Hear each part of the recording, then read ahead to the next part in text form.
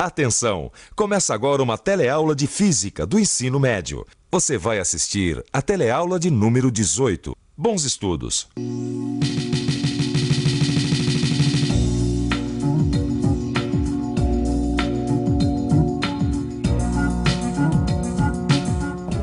Vocês viram? Foi um pequeno acidente que eu sofri quando eu vinha pra cá.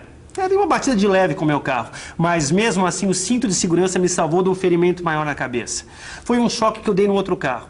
Bom, passado o susto, vim pensando pelo caminho na palavra choque. O que choque tem a ver com a física? Então você sabe que curiosidade é o meu fraco. E já fui pesquisando o assunto. Sabe o que eu descobri? Pois esse é o assunto da nossa teleaula de hoje. Na teleaula de hoje, você vai aprender o que é choque e sua relação com o conceito de impulso.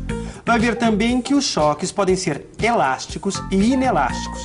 Vai aprender também o que é conservação da quantidade de movimento e qual é o seu limite de aplicação. E atenção que a teleaula de hoje está apenas começando. Este é o Campeonato Nacional de Sinuca. Jogam hoje Gil e Vicente, dois dos jogadores de maior destaque do país. O jogo é bem lento, porque tanto Gil quanto Vicente são dois jogadores muito cerebrais, que calculam cientificamente suas jogadas.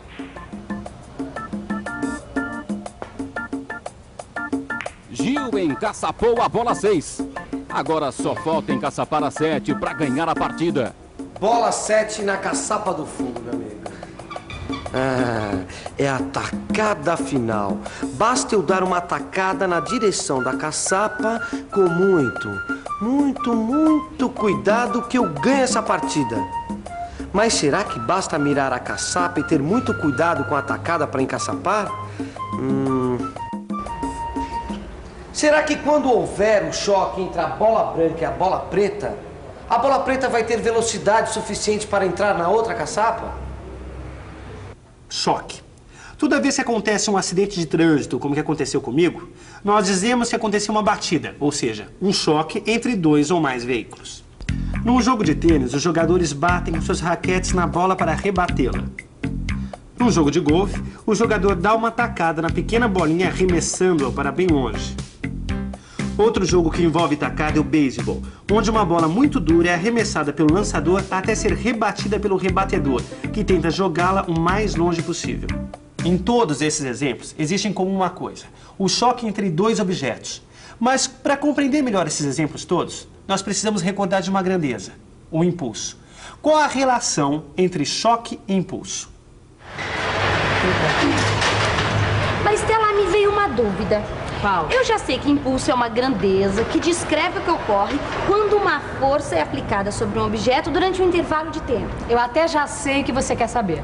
É sobre a relação entre impulso e choque, não é? Sabidona. Eu estava pensando no caso das duas bolas de sinuca quando se chocam. Quando um impulso é dado a uma bola, é exercida uma força sobre ela que vai alterar sua velocidade.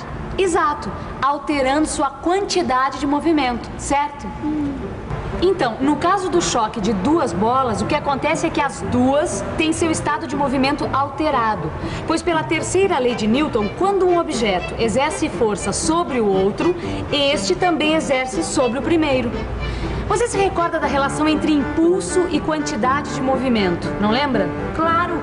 No caso das bolas de sinuca, quando uma bola sofre a ação de uma força, se conhecermos sua massa e sua velocidade antes e depois do choque, saberemos o valor do impulso dado a esta bola. Mas, Stella, eu tenho mais uma pergunta. Qual será o impulso total do sistema se, em vez de nos preocuparmos com o comportamento de apenas uma bola, considerarmos as duas? Bom, aí chegou a hora de você aguçar o seu senso de comparação. Comparar. Comparar é confrontar dois ou mais objetos, analisando as diferenças entre eles. Por isso, para comparar coisas ao longo do tempo, é preciso identificar o que mudou e o que não mudou. Ou melhor, aquilo que se transformou e aquilo que se conservou. Quando a gente se olha no espelho ou numa fotografia antiga, pode notar coisas que mudaram no rosto, como por exemplo os cabelos brancos, e coisas que se conservaram, como a cor dos olhos. A mesma observação deve ser feita em relação à natureza. Você já conhece um princípio de conservação na física, que é o princípio de conservação da energia mecânica. Mas existe um outro princípio de conservação. É o princípio de conservação da quantidade de movimento. Mas o que será que quer dizer exatamente conservação da quantidade de movimento? Você tem alguma ideia? O princípio de conservação da quantidade de movimento afirma que, sob certas condições, a quantidade de movimento de um sistema não se altera, ele se conserva. E dá para verificar essa afirmação de um modo simples, até intuitivo. Basta lembrar da terceira lei de Newton. A lei de ação e reação. Isso, e o que essa lei descreve? Bom, descreve como se dá a interação entre os corpos. E não é justamente isso que se estuda no choque entre dois corpos? Bom, o que mais você pode descrever do choque entre duas bolas? Bom, quando duas bolas se chocam, uma faz força sobre a outra. Isto é, ação e reação. Que mais? Ora, você também sabe que as forças de ação e reação têm a mesma intensidade, mesma direção e sentidos opostos, e que cada uma dessas forças age em só uma das bolas. Pode-se dizer também que uma dá um impulso na outra e que o tempo em que uma esteve em contato com a outra foi exatamente o mesmo. Mas vamos escrever isso de forma matemática, começando pelas forças. Pela terceira lei de Newton, a força que a bola A faz na bola B tem a mesma intensidade, mas o sentido oposto que a força que a bola B faz na bola A. Ou seja, estas forças foram aplicadas durante o mesmo intervalo de tempo, que é o tempo em que as bolas ficam em contato. Podemos então multiplicar cada uma delas por este intervalo, ΔT, que a igualdade permanece. Esta equação está nos dizendo que o impulso que a bola B recebe é igual e de sentido contrário ao impulso que a bola A recebe. Podemos escrever impulso como a variação da quantidade de movimento, isto é, a diferença entre a quantidade de movimento do corpo antes e depois do choque. E como existe o sinal negativo no lado direito da equação, escrevemos então que a quantidade de movimento da bola B depois do choque, menos a quantidade de movimento da bola B antes do choque, é igual a menos a quantidade de movimento da bola A depois do choque, mais a quantidade de movimento da bola A antes do choque. Passando as quantidades de movimento das bolas antes do choque para o lado esquerdo da equação e as quantidades de movimento depois do choque para o lado direito da equação, teremos uma equação que diz o seguinte: a soma da quantidade de movimento da bola A e da bola B antes do choque é igual à soma da quantidade de movimento da bola A e da bola B depois do choque. E com essa equação, podemos afirmar que a quantidade de movimento do sistema foi conservada, pois a quantidade de movimento total do sistema tem o mesmo valor antes e depois do choque. Gil é mesmo um jogador muito meticuloso. Ainda está analisando a jogada final. Mas esperem, o que ele está fazendo agora? O que está acontecendo, seu juiz? Permitido isso? Que jogador! Ele veio mesmo aparelhado para o jogo. Ô, Gil, afinal, o que você está fazendo aí, hein? Olha, eu estou tentando pensar um pouco, tá? Vamos pensar um pouco. Como eu faço para usar a conservação da quantidade de movimento e o conceito de impulso para dar essa tacada? Bom, eu sei que a bola tem uma massa de 200 gramas, ou seja, 0,2 quilogramas. Ah, já sei! E se eu desse uma tacada que demorasse 0,01 segundos e uma força de 1 newton? Vamos ver. Impulso é igual ao produto da força pelo intervalo de tempo, o que daria um impulso de 0,01 newton segundo. E que velocidade este impulso daria à bola? Vamos ver. Bom, o impulso é igual à variação da quantidade de movimento, que é igual ao produto da massa da bola pela velocidade depois do choque, menos o produto da massa da bola pela velocidade antes do choque. Agora, é só fazer os cálculos e eu vou ter a velocidade com que a bola branca vai se chocar com a bola preta. Ótimo! Esta deve ser uma boa velocidade para a bola preta chegar até a caçapa. Pera lá. Mas e a bola branca? Com que velocidade ela vai ficar depois do choque? Ela tem pelo menos que parar depois do choque para não cair na caçapa junto com a bola preta. Então... Isto é um choque entre duas bolas. Vou aplicar o princípio de conservação da quantidade de movimento no choque das duas bolas. Eu sei como usar esse princípio. É só aplicar essa equação, que representa que a quantidade de movimento total depois do choque é igual à quantidade de movimento total antes do choque. Com isso eu vou saber qual é a velocidade da bola branca depois do choque. Perfeito! 0. Isto significa que a bola branca vai ficar parada. Agora eu sei que a bola branca não vai para a caçapa junto com a bola preta. Ô, Gil, parece que você está profundamente confiante nos seus conhecimentos de física, né? Claro, eu tenho a máxima segurança na terceira lei de Newton e na conservação da quantidade de movimento, meu amigo. Agora, dá só uma olhadinha.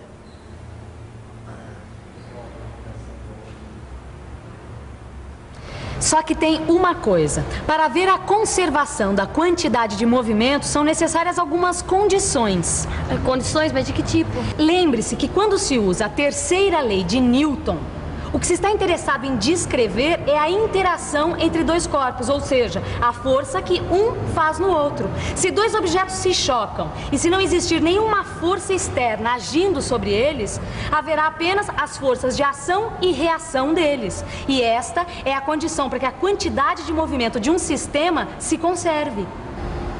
Mas para mim ainda não ficou bem claro. Bom, deixa eu pensar num exemplo concreto.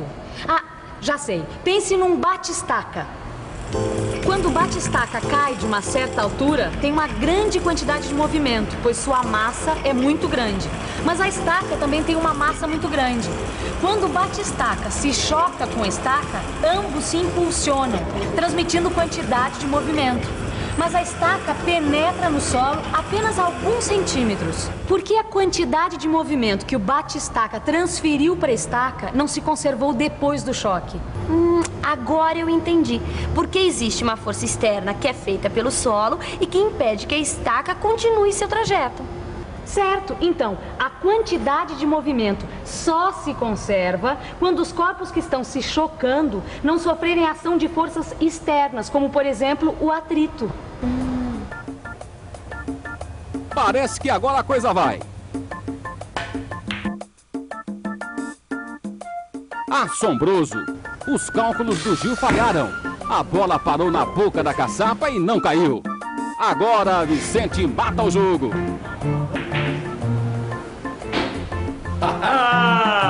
Pode cumprimentar o novo campeão.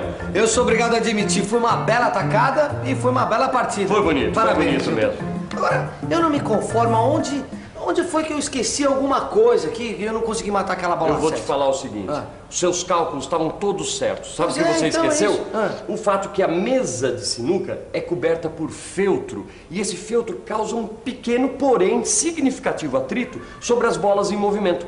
Ou seja, a gente pode dizer que existiam forças externas atuando sobre o sistema formado pelas duas bolas. Foi só isso. Rapaz, que coisa, hein? Meus parabéns, você foi o grande campeão desta noite. Muito obrigado. Parabéns. Obrigado, Parabéns, gente. Parabéns pra você também. Obrigado, vice-campeão. Vai ficar pra próxima. Mas é isso aí, né? Muito bom. Num choque sempre existem forças envolvidas. Estas forças podem ser suficientes para amassar, deformar ou mesmo quebrar os corpos que se chocam. No caso de uma bola de futebol, é difícil observar sua deformação, pois o tempo de contato do pé do jogador com ela é muito pequeno. Mas quando dois carros se chocam, dá para ver claramente a deformação. E hoje eu vi isso bem de perto com o meu carro. Isso é interessante porque mostra que existem dois tipos de choques. Num deles, os corpos não ficam deformados depois do choque. Esses são os choques elásticos. No outro, os corpos ficam deformados. São os choques inelásticos. Olha, eu acho que vou fazer uma revisão. Você não acha que é uma boa ideia? E atenção, se liga aí que é hora da revisão.